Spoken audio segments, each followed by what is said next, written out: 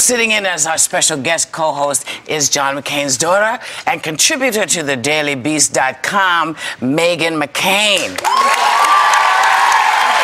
Welcome. Thank you. So, you're a tweeter, and you wrote a blog on the Daily Beast about having a problem with Karl Rove being on Twitter. Is it Twitter or tweeter? Twitter, yeah. To tweet is the verb. Twitter is the noun. And twoted is when you have tweeted. Twoted is the past tense of a verb. And it's the Twitter sphere. The Twitter sphere. I know. As my eyes glaze over. No. So what is it about? I wrote a post about how Karl Rove following me on Twitter was creepy, and it was more of a metaphor for Karl Rove trying to be sort of the spokesperson for the Republican Party right now. Right. And it was basically saying him twittering is not going to make young people, you know, come to the Republican Party, and I don't think any person my age is going to think that's cool. And the DNC actually just did an ad, and it has Karl Rove and Newt Gingrich and Dick Cheney as the new faces of the Republican Party. Oh my God, how scary. Well, I mean, it's hard for people like me that really want new energy and new blood it's very unprecedented for someone like Karl Rove or Dick Cheney to be criticizing the president. It's very unprecedented. Former vice president, obviously, Karl Rove, and I just, my big criticism is just, you had your 8 years, go away.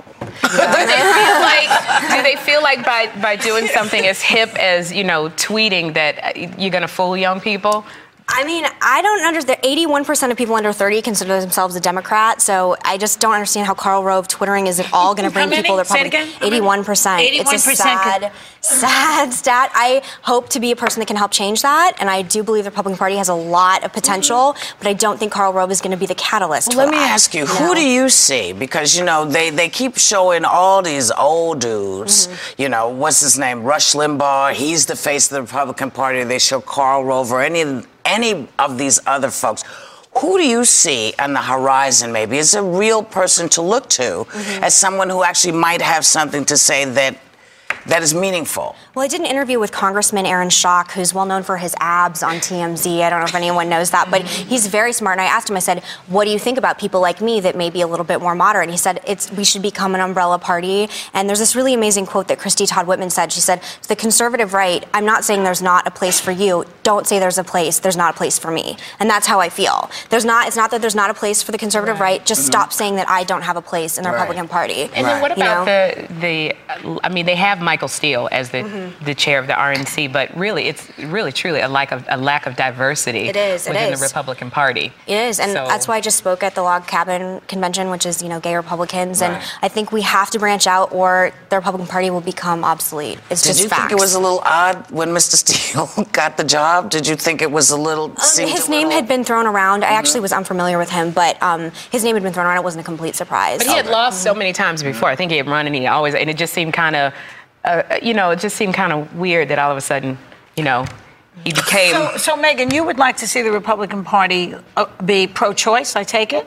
No, I'm pro-life. Not pro-choice. I'm pro-gay marriage. Pro-gay marriage. I would. I was very disappointed that Mayor Giuliani came out, against. I just think that right now there's... Giuliani did with his 14 marriages? Yeah, and he lived with somebody the person under him was gay. He lived with 2 gay men for a minute. Okay, what else? Yeah. He's not gay, so... Yeah, right. I just wish they would be open to more moderate ideals. More inclusive. Yes. More inclusive.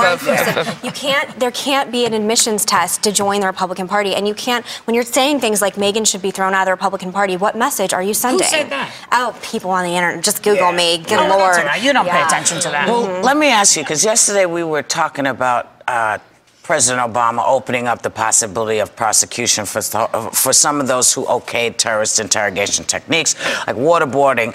Now, how do you feel about it? Because you are the closest person to, I think, anyone in this room that might actually be able to give us a real feel for it. Let me tell you something. When I was little and growing up, I could not ride a bike with my dad because he can't bend his knee. He can't bend his knee because he was tortured in prison. He is anti-torture. He was tortured for 5.5 years. I am anti-torture because he is anti-torture, and I think he's the best person to say that. What about some people? That's right. Richard. They listen to him.